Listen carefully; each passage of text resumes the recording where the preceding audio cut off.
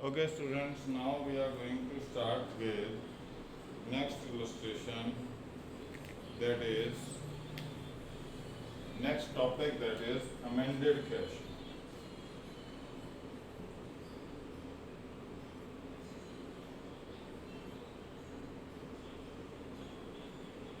In this we are going to make transactions in the cash book, all those transactions which have been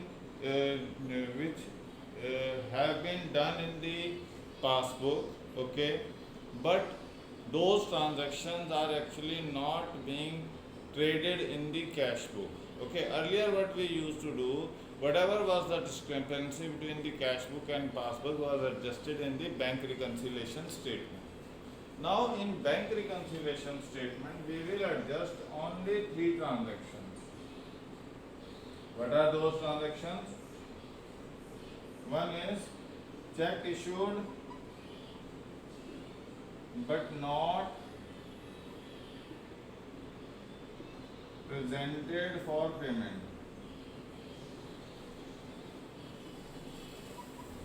Okay.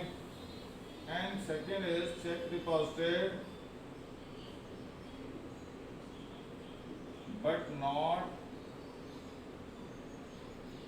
credited. Okay. And third one is any wrong entry in the passbook.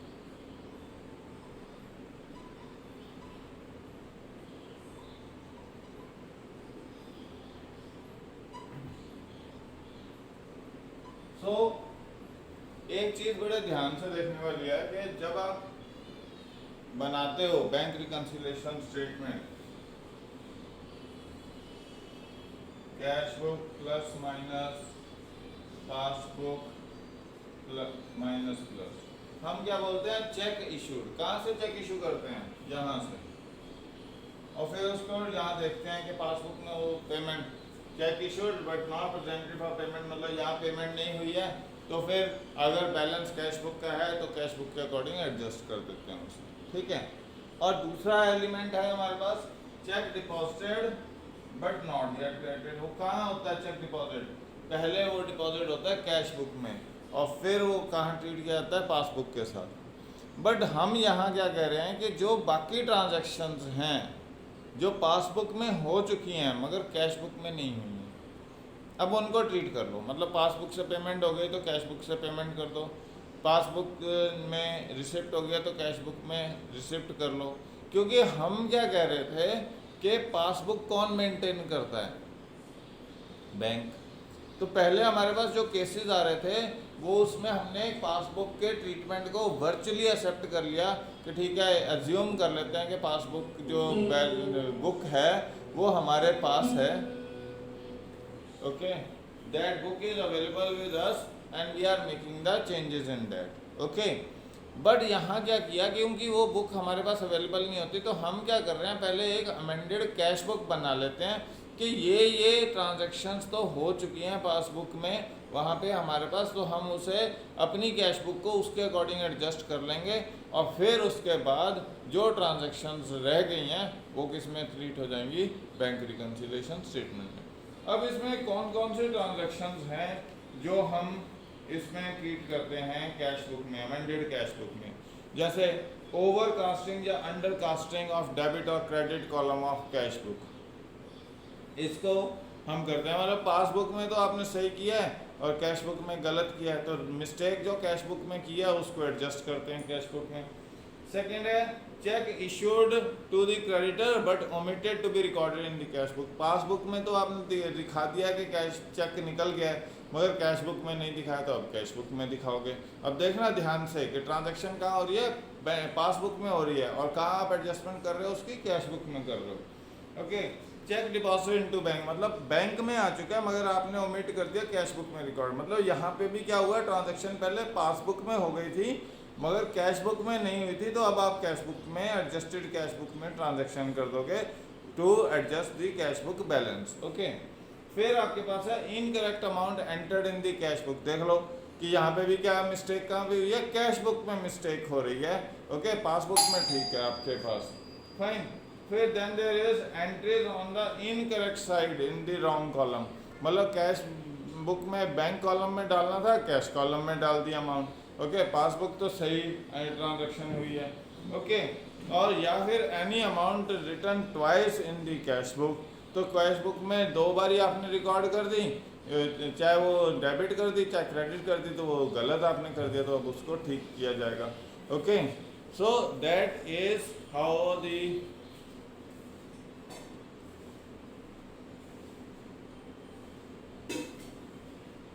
that is how we are going to make the changes।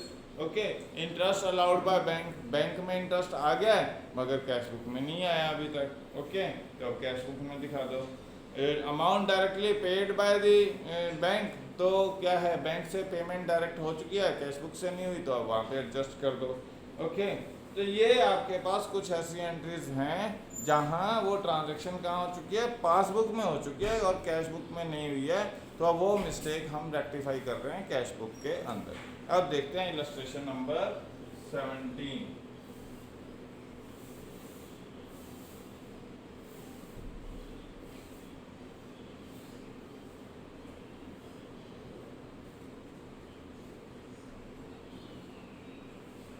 Okay, यहाँ हम बनाएंगे amended cash book.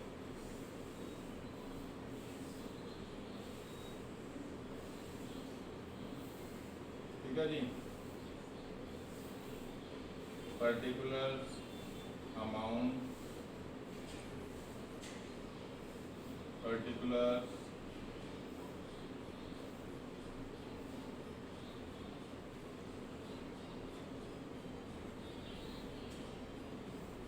ठीक है जी, ये आपके पास आ गई amended cash book का format.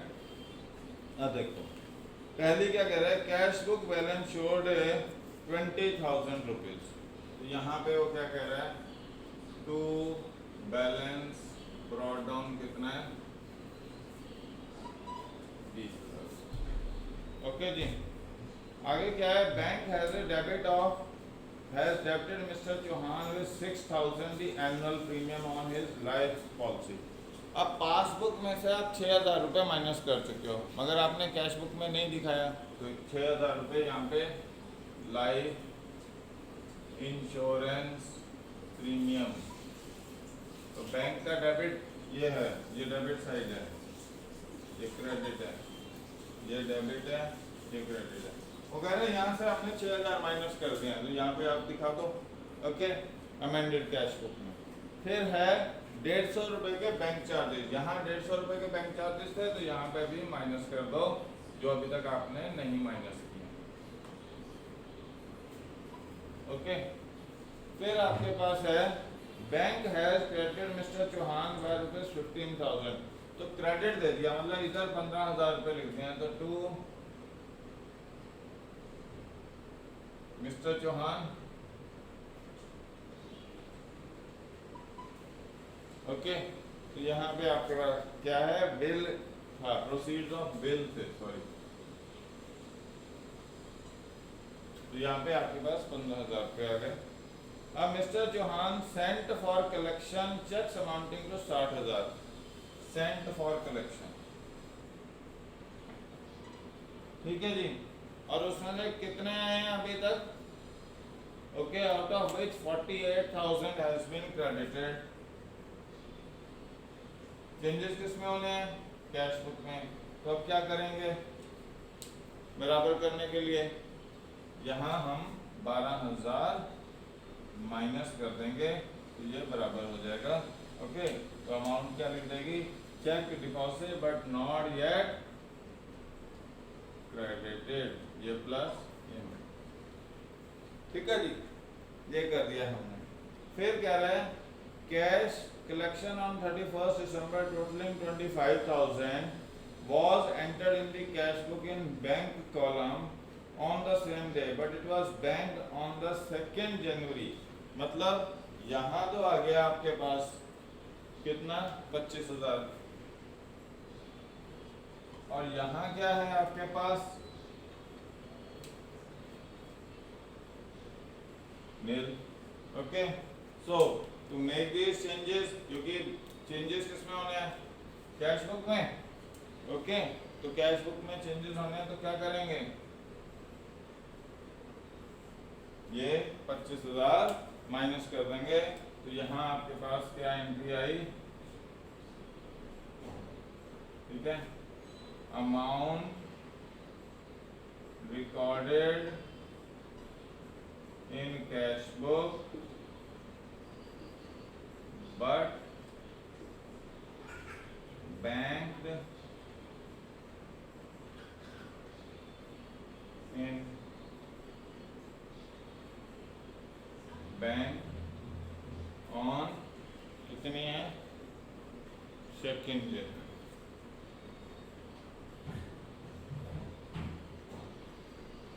कितना? 25,000। तो 25,000 वहां पे आ चुके थे, वहां कुछ भी नहीं जमा हुआ, तो दोनों को बराबर, क्योंकि चेंजेस कैश बुक में है तो 25,000 माइनस कर दो।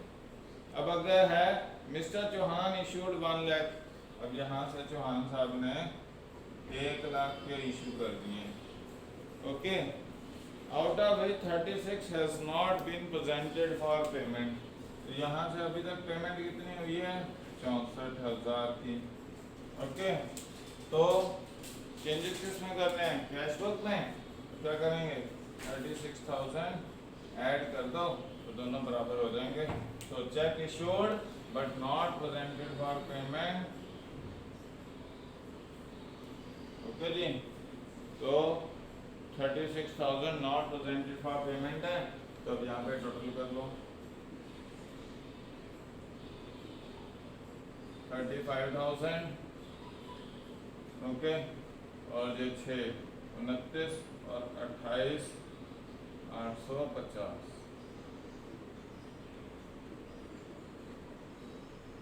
Bye balance carried down. Okay, तो यहाँ पे लिख जाएगा debit balance as per cash book. Okay जी, ये आ गया आपके पास। तो अब देख लेते हैं टोटल।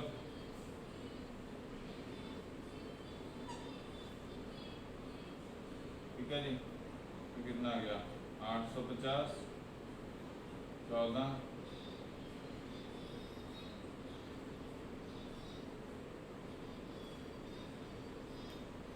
ठीक है जी।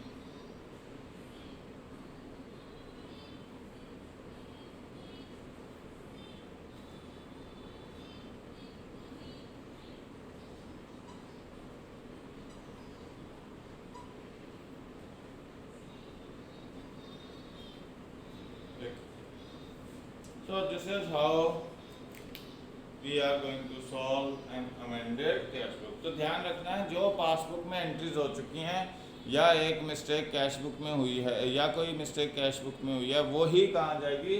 अमेंडेड कैश बुक में जाएंगी। और जो बाकी ट्रांजैक्शन है, 3 ट्रांजैक्शन, जिसमें से cheque issued but not presented for payment, cheque deposited but not yet collected, okay, और क्रेडिटेड, और तीसरा है मिस्टेक इन पासबुक। ये ट्रांजैक्शंस आपकी कहाँ जाएंगी? बैंक रिकंसिलेशन स्टेटमेंट में। Okay, now we are doing the last question of this chapter.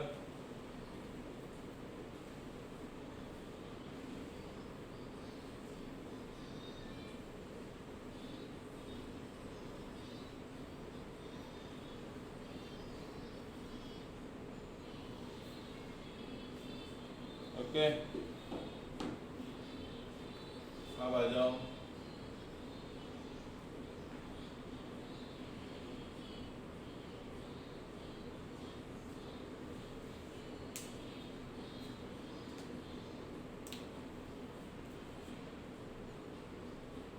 Illustration 18। Okay, यहाँ हमारे पास अमेंडेड कैश बुक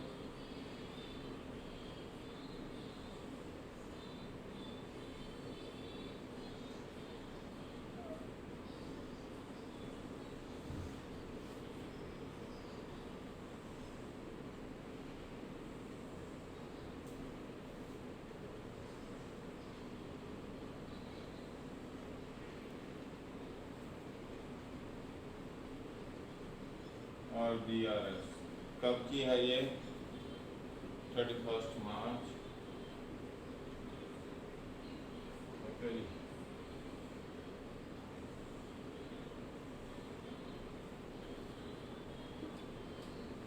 हाँ जी, अभी क्या है आपके पास? ओवरड्राफ्ट बैलेंस दिया हुआ है, फाइन। तो नेगेटिव बैलेंस दिया हुआ है बैंक कैश बुक का, by balance brought down. Okay, ये आपको दिया हुआ है अमेंडेड कैश बुक का। ओके, अमेंडेड कैश बुक के बैंक कॉलम का है, ये ध्यान रखना। बैंक कॉलम में नेगेटिव बैलेंस हो सकते हैं, कैश कॉलम में नहीं हो सकता। और हम कंपेयर करते हैं bank column of cash book with the passbook, fine. तो अमेंडेड कैश बुक के बैंक कॉलम की बात हो रही है यहाँ,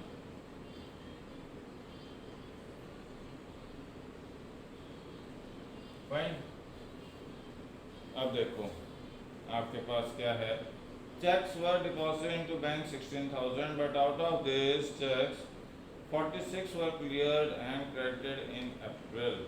ओके, देखो जी,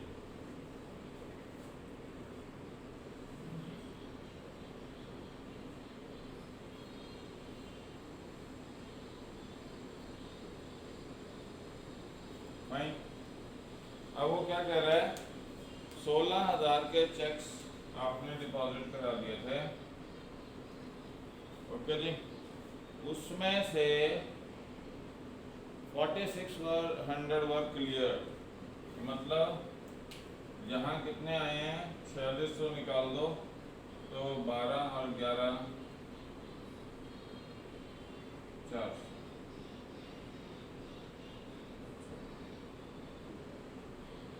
ये अभी तक 11,400 रुपये, ठीक है। सो अब इस मिस्टेक को रेक्टिफाई करना है, तो क्या करेंगे? 4600 माइनस कर देंगे, क्योंकि चेंजेस किस में हो रहे हैं? कैश बुक में। यहाँ पे है बैलेंस एज पर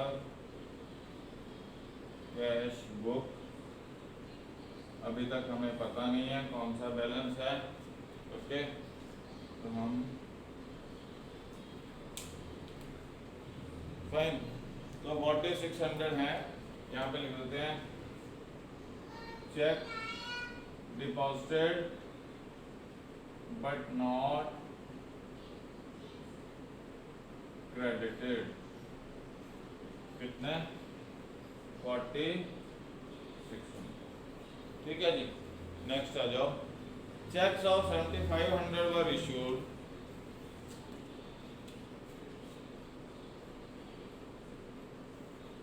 ओके जी। 7500 के इशूड थे, out of which cheques of 6000 were presented for payment. 6000 के प्रेजेंट हो चुके हैं पेमेंट के लिए, ओके, फाइन। तो अब चेंजेस किसमें कर सकते हैं? कैश बुक में। दोनों को बराबर करना है, क्या करेंगे? 1500 को ऐड कर देंगे। So check issued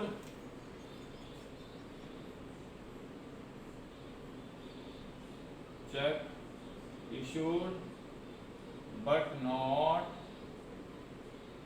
presented for payment, कितना है? ठीक है जी। अब इसके बाद है no entry in the cash book of an amount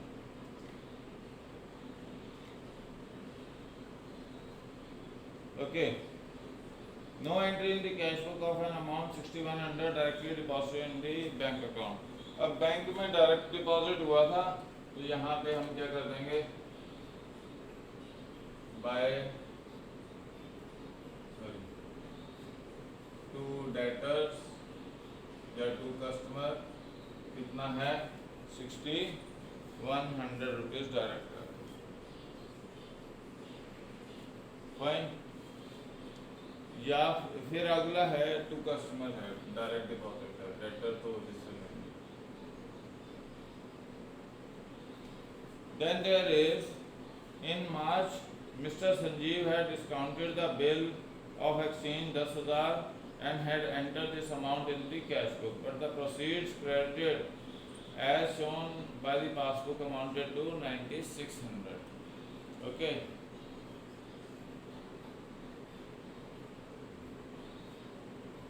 passbook में आपके 9,600 हैं और यहाँ आपके कितने हैं 10,000 कर दिया, तो मिस्टेक कर दी आपने कैश बुक में, तो ये कहाँ दिखा देंगे, बाय बिल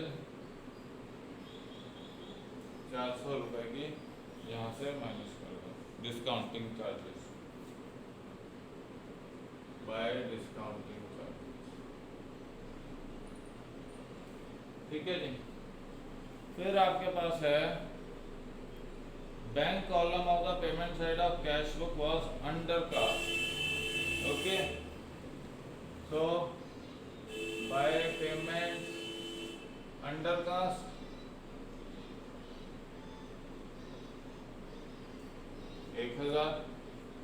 ओके। फिर है payment of insurance premium of 2,000 and receipt of insurance claim 8,000। Insurance premium payment है 2,000 टू इंश्योरेंस प्रीमियम रिसिप्ट है 8,000। Okay, insurance claim, okay, insurance claim है। फिर है a check of 3,500 issued to Mr. X was omitted to be recorded in the cash book। Passbook में से minus हो गया, okay, by issue to X 35। Okay, a check of 2,800 issued to Y was entered in the cash column of cash book। Okay, by issue to Y cash column में से निकला था, okay, जबकि निकालना यहाँ से था। फाइन, तो ये आपके पास आ गया। अब टोटल कर लो,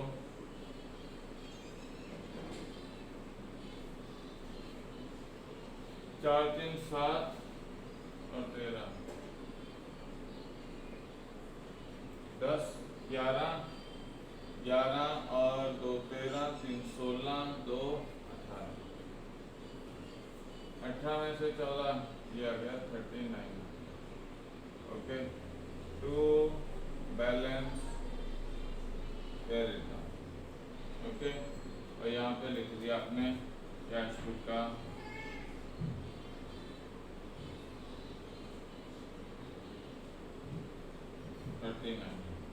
ओके, ये आपके पास आ गया है। फाइन, यहाँ क्या आ गया, 4 3 7 और 1 8,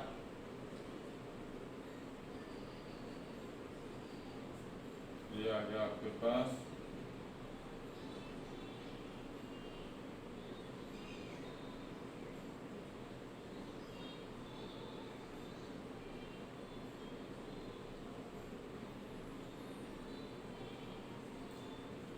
as per class।